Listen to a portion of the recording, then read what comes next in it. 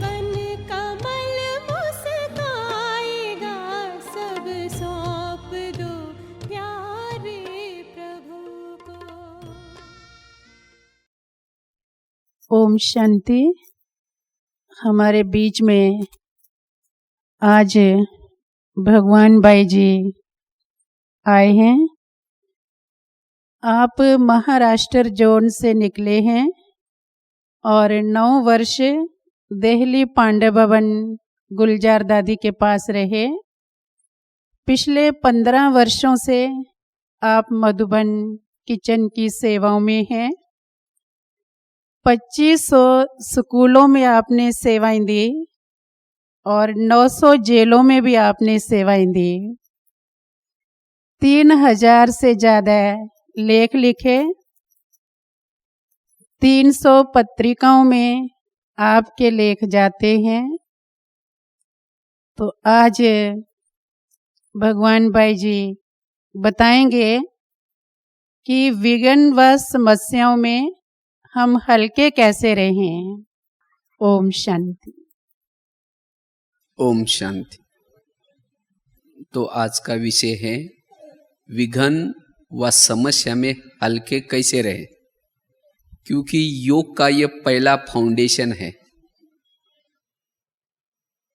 जब तक हम ये फाउंडेशन पक्का नहीं करेंगे तब तक योग भी नहीं लगा पाएंगे, क्योंकि योग लगाने के लिए अंतर्मुखता की अवस्था जरूरी है, एकाग्रता की अवस्था जरूरी है, शांति की अवस्था जरूरी है, एक रस रहने की अवस्था जरूरी है।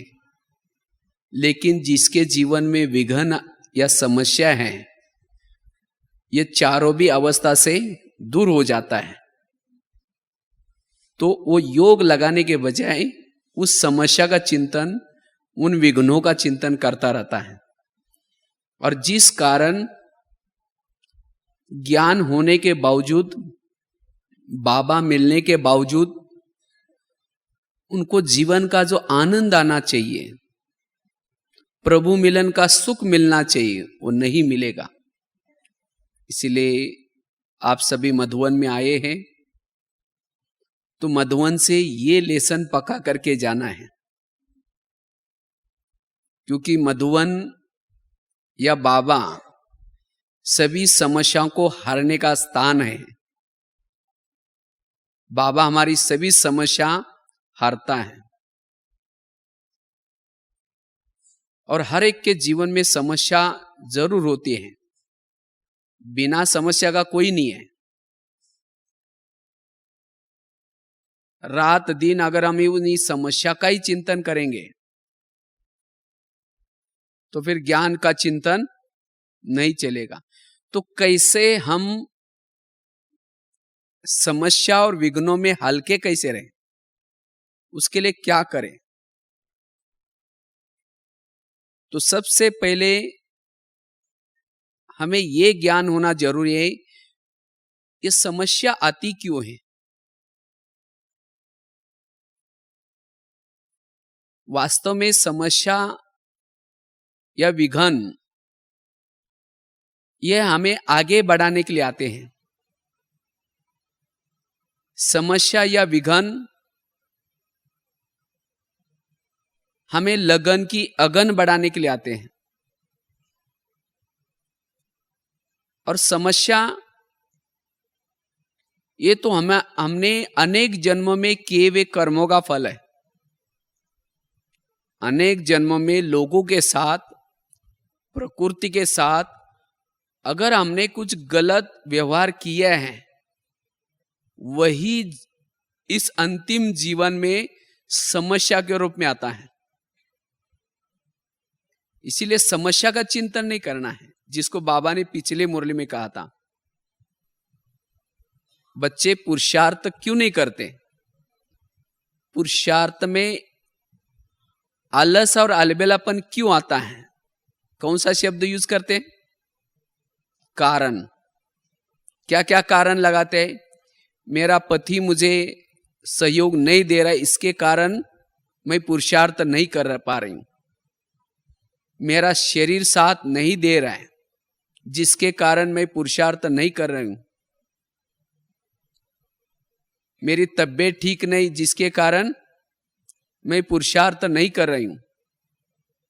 मैं बांधेली हूं, मैं गृहस्थी हूं, मैं व्यापारी हूं, कई समस्याएं। मेरा सेंटर से घर बहुत दूर है, जिसके कारण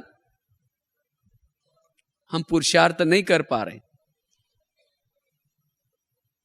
तो बाबा कहते हैं ये कारण मैं नहीं सुनूंगा, ये कारण तो तुम्हारे ही कर्मों का फल है। अगर पति तंग करता है, वो क्यों तंग करता है? क्योंकि आपने भी उसको कोई ना कोई जन्मों में पति बनकर के तंग किया है, तो वो अपना हिसाब किताब ले रहा है। क्योंकि सबको जाना है ना वापिस, तो जिसके भी कुछ बाकी हिसाब किताब क्या करना है, चुक तो करना है। तो अच्छा है उसको सकारात्मक रूप में लो, सकारात्मक रूप में। अच्छा है मेरा हिसाब किताब चुक तो हो रहा है। कोई पड़ोसी तंग कर रहा है, कोई बच्चा तंग कर रहा है, तो इन्हीं समस्याओं में हमें पहले क्या करना है, इन्हीं समस्या में हल्के रहना है। अगर ज्ञान में चलने के बावजूद भी ड्रामा का ज्ञान समझा, कर्म गति को समझा, हर एक का अपना अपना पार्ट है ये समझा, तो भी मुझे समस्या आती है, विघन आते हैं, इसका मतलब मैंने ज्ञान को सही रूप में नहीं समझा है, सीधी बात है। इसीलिए हमें क्या करना है, समस्या में हल्के रहने के लिए सबसे पहली बात ध्यान रखनी है, कर्म सिद्धांत का ज्ञान। इस संसार में जो घटनाएं हो रहे हैं, जो समस्या आ रहे हैं, वो कर्मों के आधार से आती है। कुछ अच्छी घटना आते हैं, अच्छे कर्मों का फल है। बुरी घटना आते हैं, बुरे कर्मों का फल है। अगर आपने करेले बोए हैं और आम की आशा लेकर के बैठे हैं, आम कब लगेंगे? लगेंगे आम? करेले को क्या लगेगा? करेले ही लगेंगे। तो इसी तरह हमें कर्म सिद्धांत को पहले बुद्धि में रखना है, तब जाकर के समस्या और विघ्नों में कैसे रहेंगे, हल्के रहेंगे। मैं हमेशा एक बहुत सुंदर एक घटना सुनाता रहता हूं। जस्ट मैंने उसको एक मराठी मैगजीन में लिखा हुआ है, कर्म सिद्धांत की घटना। इस घटना को आप अच्छी तरह ध्यान से सुनना,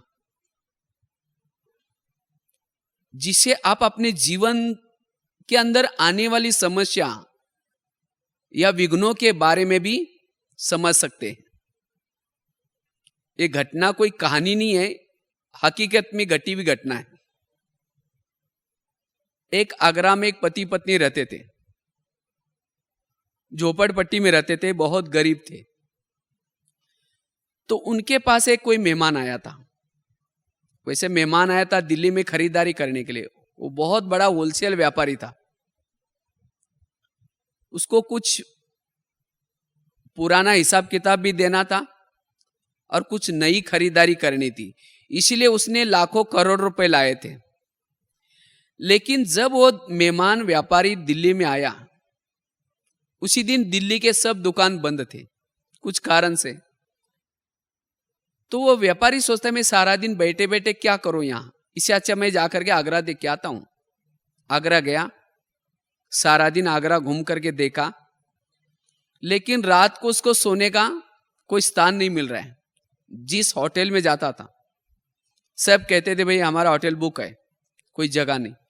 तो वो सोचता है कि मैं अभी कहां सो जाऊं। अगर कई स्टेशन पर सो जाओ तो कहता है कि मेरी बैग चोरी हो जाएगी, कई बस स्टैंड पर सो जाओ तो भी चोरी हो जाएगी। तो अब क्या करूं? इतने में उसको याद आया, मेरा एक मेहमान है जो गरीब है, जो झोपड़पट्टी में रहता है, भले दूर का है लेकिन है मेहमान। तो उसका एड्रेस था, उस अनुसार वो उनके पास पहुंचा और जा करके उनके साथ बातचीत की, किसी लिए आया हूं ये बताया, खाना वगैरह खाया। रात को सोने से पहले अपनी बैग खोली उसने, कुछ कपड़े बदलने के हिसाब से। जब बैग खोली तो गरीब की पत्नी की नजर बैग के अंदर गई और उसने देखा कि 50 के, 100 के, 500 के नोट भरे उसके बैग में, पूरे नोट भरे हैं। तो उस गरीब की पत्नी को लगता है हम तो कितना गरीब है और इसके पास कितना पैसा है, तो उसको लगता है ये पैसा मैं कैसे लूं। तो रात भर उसको नींद नहीं आती। तो 12-1 बजे वो उठती है, बाहर जाते हैं और बड़ा एक पत्थर लाते हैं और पत्थर ला करके सीधा वो सोए हुए मेहमान के सिर में जोर से डालते। बैग उसके शिरानी थी, तो तुरंत उसका मर्डर हो गया। और फटाफट उस गरीब की पत्नी ने बैग ली और पति को दिखाई, कहा कि अब हमारी गरीबी खत्म हो गई। तो पति तो डर गया, कहा कि किसी को पता चलेगा, लोगों को पता चलेगा, पुलिस को पता चलेगा। कहा कि किसी को पता ही नहीं चलने देंगे, ये घटना केवल आपको ही मुझे ही पता है और अभी इसको खत्म करते। उनके झोपड़पट्टी के पीछे जमुना नदी बहती थी, दोनों ने उठा करके उस नदी में फेंक दिया उसको। इस घटना को भले उन्होंने पुलिस से छिपाया, लोगों से छिपाया, परमात्मा से भी छिपा सकते हैं, लेकिन कर्मों से ऐसी घटना कोई नहीं छिपा सकता। आखिर उन्होंने उसी पैसे से एक प्लॉट खरीद किया, एक बिल्डिंग बना दी। उसके बाद उन्होंने एक कार खरीद की, एक दुकान खोला, अपने लिए अच्छे गहने बनाए, अच्छे कपड़े सिलाई की। उनकी गरीबी खत्म हो गई। उनको बच्चा वगैरह नहीं था, दोनों ही पति और पत्नी थे। तो कुछ सालों के बाद दोनों को एक बच्चा हो गया, एक ही था, इसीलिए उसको खिलाया पिलाया बड़ा किया। अचानक कुछ कारण से बच्चा बीमार पड़ा। बच्चा काफी बड़ा हुआ था, कलेक्टर बनने वाला था। तो एक ही बच्चा, इतना पढ़ा लिखा बच्चा, इसे बहुत प्यार था, उसको अच्छे हॉस्पिटल में दिखाया, बहुत खर्चा आया। उन्होंने गहने बेचे, सोचे कि बाद में ले लेंगे, बच्चा ठीक नहीं हुआ।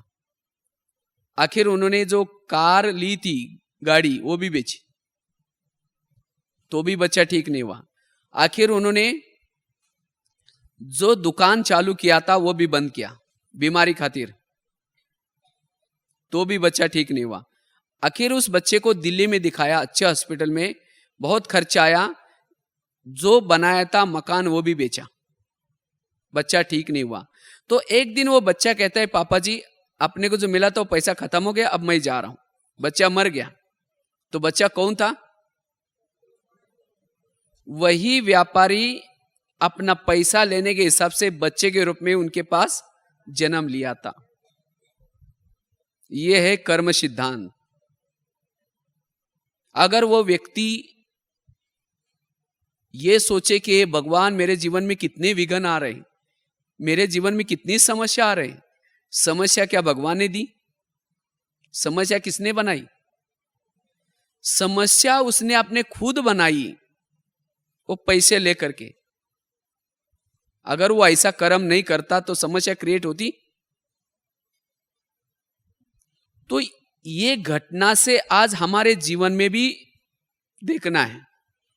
आज कोई मुझे पति बनकर के तंग करता है, मैंने भी उसको कभी ना कभी तंग किया है। कोई सास बनकर के तंग करती है, तो ये भी मैंने कभी ना कभी कोई ना कोई जन्म में सास बनकर के तंग किया है। कोई बच्चा शराब पी रहा है, पैसा लुटा रहा है, क्यों? इसलिए ये कर्म सिद्धांत को बुद्धि में रखना है। इस संसार की जो घटनाएं हो रहे हैं, कर्मों के आधार से हो रहे हैं। कईयों को लगता है ये मेरे ऊपर अन्याय हो रहा है, देखो मैं इसके साथ कितना अच्छा व्यवहार करती हूं, तो भी ये मेरे लिए विघ्न बन करके आ रहे हैं। अन्याय इस संसार में नहीं है। कईयों को लगता हम ओम शांति में जाते हैं, रोज ज्ञान सुनते, योग लगाते, तो भी हमारे घर में समस्या आ रहे हैं। ओम शांति में क्या इस जन्म में जा रहे, पिछले जन्म में थे? उसे पिछले जन्म में थे, तो उस जन्मों के जो हिसाब किताब वो कहां गए?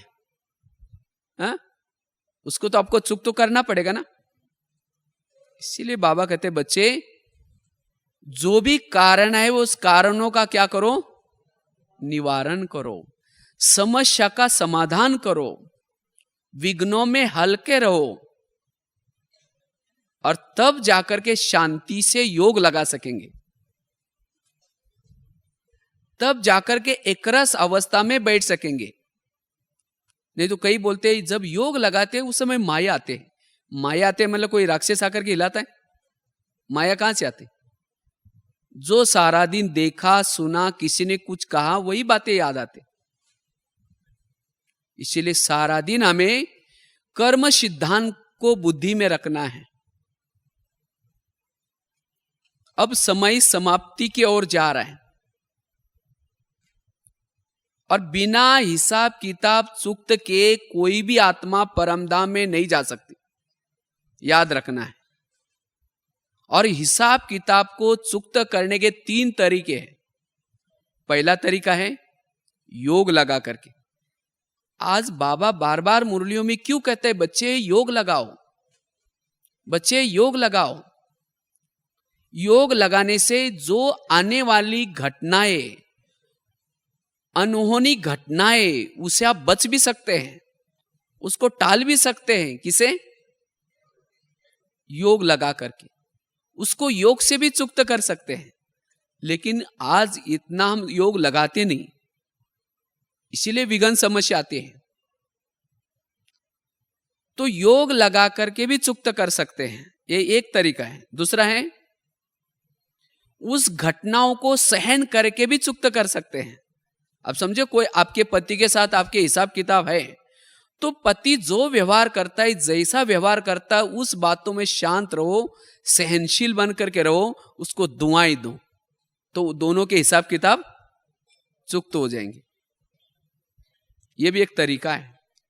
लेकिन हमें जब कोई तंग करता है तो हम उसको क्या करते हैं?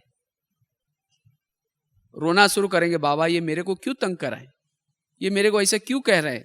तो बाबा को दया आता है, बाबा क्या करता है? उस विघ्न को टाल देता है, उस समस्या को खत्म करता है। लेकिन हिसाब किताब तो खत्म नहीं हुए। फिर वही हिसाब किताब आपको धर्मराजपुरी में चुक्त करना पड़ेगा। अगर धर्मराजपुरी में आप हिसाब किताब के वश होंगे, उस समय रोना पड़ेगा। जब आप रोएंगे तो रोने वालों के आंखों के आंसू कौन पोंछेगा? इसीलिए बाबा कहते बच्चे योग लगा करके चुक्त करो।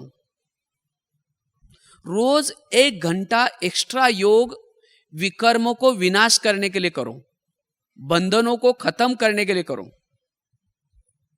अलग से योग करो। तो इसीलिए हमें योग से चुक्त करना है या सहनशील बन करके करना है, न कि धर्मराज की सजाओं से। धर्मराज की सजाओं में जो विकर्म विनाश करता है उसको पद नहीं मिलता। तो अच्छा कौन सा है? योग लगा करके। इसीलिए हमें समस्याओं में क्या करना है? इस कर्म गति को बुद्धि में रख करके हल्के रहना है। जब भी आप घर से निकलते हैं, निकलने से पहले सोचो आज न जाने किसके किसका हिसाब लेने के लिए कोई आएगा, तो मुझे उसको देना है। जब आप चलते चलते किसी ने गाली दी तो क्या कहो? अच्छा इसका भी चुक्त हो गया, धन्यवाद। ये नहीं कहो कि क्यों उसने गाली दी। तब हल्के रहेंगे। दूसरी बात है, विघ्न और समस्या में हल्के रहने के लिए उस विघ्नों के दृष्टिकोण को सकारात्मक रूप में लो। जो भी आपके सामने विघ्न आते हैं, समस्या आते हैं, उसके दृष्टिकोण को सकारात्मक रूप में लो। एक रामायण का बहुत सुंदर एक एग्जाम्पल आपको सुनाता हूं। आज ये रामायण महाभारत की घटना में क्या सिखाते हैं? सकारात्मक सोच। राम राजा बनने वाला था। लेकिन रात में आकर के मंत्रा ने क्या किया, कई को 2-4 बातें सुनाई। कहा कि तुम्हारा भी बेटा है। उसका बेटा कौन था? भरत। कहते तुम्हारा बेटा भी तो है, तुम उसको भी राजा बना सकती हो। वो तो पहली सुनती नहीं। कई कहते तुम राम के बारे में ऐसी सोच रहे? कहते वो राम नहीं तुम्हें हराम करेगा, अपना बेटा तो अपना होता है। जब वो बात बुद्धि में लेती है तो राम को राजा बनाने के बजाय क्या निर्णय करते हैं? उसको 14 साल वनवास। तो 14 साल के लिए वनवास में गया। सीता चोरी हुई, वियोग के कारण, राम के वियोग के कारण दशरथ ने शरीर छोड़ा। लक्ष्मण भी साथ में गया, भरत भी राजा नहीं बना, उनको दर दर भटकना पड़ा। ये सब किसके कारण हुआ? मंत्रा के कारण। तो मंत्रा को का पार्ट देख करके लोगों की भावना कैसी चलेगी? अच्छी चलेगी, बुरी चलेगी? कहेंगे देखो इसने कितना गलत पार्ट बजाया। लेकिन वास्तव में देखा जाए तो मंत्रा ने जो किया ठीक किया। अगर मंत्रा ये पार्ट नहीं बजाती उसी समय तो राम क्या बनने वाला था? राजा। अच्छा, वो राजा बनता, वनवा में जाता, सीता चोरी होती। जब सीता ही चोरी नहीं होती तो रावण को मारता। जब रावण को ही नहीं मारता तो राम की महिमा कौन गाता? राम को महिमा योग्य बनाने वाली कौन? हाँ, मंत्रा। तो राम मंत्रा को दुआ देगा या बदुआ देगा? दुआ देगा। यह है उस विघन का दृष्टिकोण पॉजिटिव। आज राम के जीवन में इतने ऋषि मिले, तपस्वी मिले, इतना अंगद मिला, हनुमान मिला। किसके कारण मिला? हाँ, किसके कारण? उस मंत्रा के ऐसे कर्मों के कारण। तो इसी तरह ड्रामा अनुसार हर ब्राह्मणों के पास या हर इंसान के पास 1-2 मंत्रा जरूर होते हैं। हाँ? और वो किसी लिए होती है? हाँ? परेशान करने के लिए, तंग करने के लिए, या महिमा योग्य बनाने के लिए? महिमा योग्य बनाने के लिए। लेकिन आज जो हम समस्या आते हैं या विघन आते हैं, उसी मंत्रा को देखते ही आते हैं। कहते बस इसको देखते ही मुझे क्या होता है? हाँ, मेरा दिमाग ही गर्म हो जाता है। इसको देखते ही मुझे बहुत मेरा योग ही नहीं लगता। लेकिन याद रखना है, वही आत्मा जो आपको तंग कर रहे, परेशान कर रहे, वही महिमा योग्य बनाने वाली है। आज वो आपके जीवन में नहीं होती। जैसे राम के जीवन में जो मंत्रा आई, उसके कारण हनुमान मिला, अंगद मिला, महान पुरुष मिले। इसी तरह आज हमारे जीवन में भी आज दादियां मिल रहे, इतने सारे महान ब्राह्मण परिवार मिला। किसके कारण मिला? अगर वो आत्मा परेशान नहीं करती तो आप भक्ति करते? शांति के लिए दर दर भटकते? कहते बस हमारे घर में सब कुछ ठीक है, हमें शांति की जरूरत नहीं है। तो उस आत्मा ने जब विघन डाला तो आपको शांति के लिए खोज के लिए गए, और शांति के खोज के जाने के बाद इतना अच्छा परिवार मिला, बाबा मिला, तो उस आत्मा को क्या करेंगे? दुआ देंगे या बदुआ देंगे? दुआ देंगे। इसीलिए विघ्न डालने वाला हमारा परम मित्र है। तो इसीलिए विघ्न डालने वालों से क्या रहना है? कैसे रहना है? हल्के रहना है। तो ये पाठ हमें यहां से पक्का करना है। जो विघ्न डालता है, समस्या क्रिएट करता है, उसको दुआएं दो। और इसके लिए क्या बनना है? सहन शक्ति की देवी बनना है, सहन शक्ति की देवता बनना है। और जब उन आत्माओं के बारे में जो विघ्न डालते हैं, समस्या क्रिएट करते हैं, उनके लिए जब आप सकारात्मक रूप में रहेंगे, तब आप योग का अभ्यास कर सकेंगे। अन्यथा ज्ञान है, सब कुछ है, तो भी आपका योग नहीं लग सकता। प्रभु मिलन का आनंद नहीं ले पाएंगे। विघ्न और समस्या के पर्दे के पीछे कुछ ना कुछ कल्याण समाया हुआ होता है, याद रखना है। आपको लगता है विघ्न, लेकिन उसके पीछे कुछ ना कुछ कल्याण समाया हुआ है। इसलिए गीता का सार क्या है? जो हुआ अच्छा हुआ, जो हो रहा है अच्छा हो रहा है, जो होगा वो भी अच्छा। इसलिए मेरे साथ ये पक्का पाठ करना है, मेरे साथ जो हो रहा है अच्छा हो रहा है और वही होना चाहिए, इससे ही मेरा कल्याण है। माउंट आबू जा रहे हैं, माउंट आबू जाते जाते कई जगह पर ढलान है, वो ढलान आपको नीचे ला रहे, कहाँ लेके जा रहे हैं? वो भी आपको माउंट आबू लेके जा रहे हैं। इसी तरह जीवन में आने वाली विघ्न और समस्या भी आपको अच्छाई की तरफ लेके जा रहे हैं, इसीलिए उसे घबराना नहीं है। तो मधुवन से जाने से पूर्व ये पक्का करना है, बाबा मेरे जीवन में नो प्रॉब्लम, कोई भी प्रॉब्लम नहीं, मैं एकदम ठीक हूं और जो भी मुझे प्रॉब्लम्स दे मेरा उससे कल्याण हो गया, इसीलिए आपका बहुत बहुत धन्यवाद। और एक घटना आपको सुनाते हैं। एक माता जी थी, अज्ञान काल की बात है, बहुत गुस्से वाली थी। तो एक बार उसको इतना गुस्सा आया, अपने छोटा सा बच्चा था, वो समझाए नहीं समझ रहा था, तो पांव से उसको रगड़ करके मार रहे थे। तो किसी ने उसको खींच के निकाला, कहा कि तुम माँ हो या क्या हो, तुम ऐसा काम करते हो। तो उस माता जी को इतना वैराग आता है कि मैं इतना गुस्सा कैसे करती हूं। तो किसी माता ने कहा कि तुम भक्ति कर, तुम भक्ति वगैरह नहीं करती इसीलिए तुम्हें वैराग गुस्सा आता है। तो वो भक्ति करते हैं, तो भक्ति करते करते रोज मंदिर में जाते हैं। तो एक बार उसी मंदिर में ब्रह्मा कुमारी की प्रदर्शनी लगी थी। तो वो प्रदर्शनी देख करके उसको ये ज्ञान बहुत अच्छा लगा, वो ज्ञान में चलती है। तो 2 साल के बाद फिर मधुवन में बाबा से मिलने के लिए आई। तो बाबा से मिल रही थी, पर्सनल मिल रही थी, ऊपर की बात आई है। तो बाबा को क्वेश्चन करते, कहते बाबा मेरा योग ही नहीं लगता। तो बाबा कहते क्यों? कहते बाबा मैंने एक जिंदगी में बहुत गलत काम किया। तो बाबा ने कहा कौन सा? कहते मैंने गुस्से से एक बार बच्चों को रगड़ करके मार रही थी, वो दृश्य मुझे योग में याद आता है, तब मेरा योग नहीं लगता। तो बाबा ने क्या जवाब दिया होगा? बाबा ने कहा कि बच्ची जो तुमने किया वो ठीक किया, अगर उस समय वो काम नहीं करती तो आज यहां होती? तुमने वो काम किया, तुम्हें वैराग आया, तुमने भक्ति की, भक्ति करते करते ज्ञान मिला और उसके कारण तुम यहां आई हो, क्योंकि उस आत्मा के साथ तुम्हारा कोई हिसाब किताब था। इसी तरह आज तक कई कई भाई बहने क्या करते हैं, कहते कि मैंने जीवन में एक बहुत गलत काम किया तो हम यहां आने के लायक नहीं है, हम ब्राह्मण कहने के लायक नहीं। लेकिन नहीं, आपने जो किया वो अच्छा किया, अगर वो काम नहीं करते तो आज यहां होते। कहते हैं ना, पापी का पाप का घड़ा भरने के बाद क्या होता है, वो फट जाता है, फिर उसको भगवान मिलता है। इसीलिए हमें कभी भी बीती हुई बातों को याद करके वर्तमान को फीका नहीं बनाना है। इसीलिए विघ्न और समस्या में क्या रहना है, हल्के रहना है। भाग्यशाली आत्मा वो है जिनको विघ्न ज्यादा आते हैं, और जिनको विघ्न ज्यादा आते हैं, समस्या ज्यादा आते हैं, सतयुग में उनका पद ऊंचा है, याद रखना है।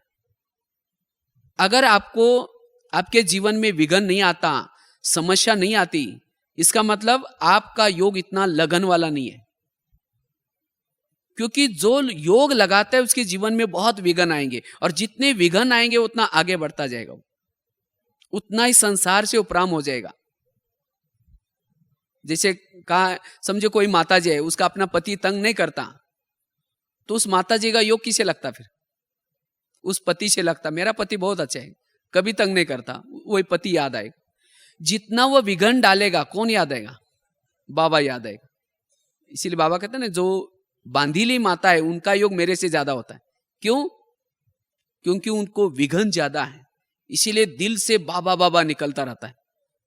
तो इसीलिए संगम युग में विघ्न आना कोई खराब बात नहीं है।